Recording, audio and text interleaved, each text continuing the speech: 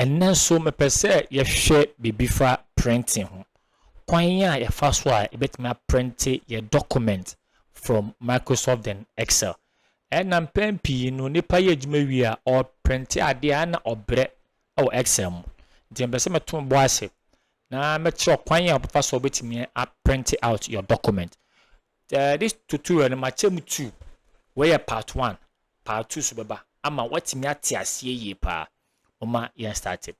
Se o pese o print ade o Excel ma de kan ko ofa no ntumia ofa na afi yakọ what print oba printer bon say o print preview no o niam na o print on say eso ate because medin no nya nyinani se one ba ase amhwe a obon say o print pe obenya 2 word document to hwe ase aye one of what of 2 that means your document no ache mienu ana ye wo landscape and ye wo den portrait we ni ye portrait but o hwe ye niam na ye print na we na eden landscape ti the kind I also call them page layout.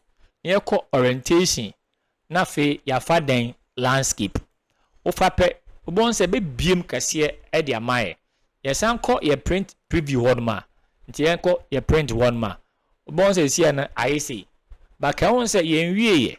Se ye nim na se ye print a. E san se e table format. On se line bie nim che se e table.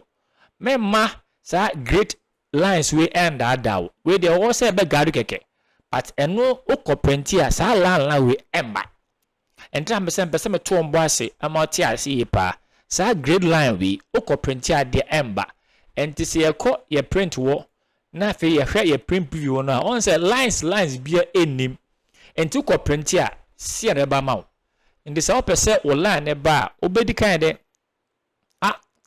highlighting na ase enti ba highlight it. Na fe ya kwa ye home page one. Na fe ya fa ye borders no ni ama ye all borders. And no sa no one say we are lines na de aba. Yen san kwa ye print wobium. Print. Afi hwade on sa fe lines abim.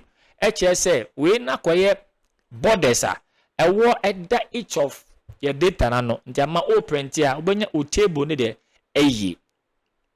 Obenya o table no de eyi ye wieye mostly pa de so uhwe na enko yi a na fe waba page break preview enko ho on sa na mai den page 1 ama ohun si a o document no ebeye ye highlight ewo ha say yen biem kakra na enye fe afi in between 1 and 2 and 3 and 4 no biem ni na be biem kakra e de mai yen biem enko fu kakra ndi won se ni nyina ebiem sei yen san ko ye print preview obium na hwe ejuma na se yete on se afi the lines ebem kakra ndi won se afse e try se be occupy ye space ni kakra we say no print ya kama at least we nya kakra enti yen sembre no wo de yen fa enne de yen fa part 1 NCIC part 2 no meto me bo ase na fe ma chacha o se obesi fa apprentice number of copies are obitimi a printing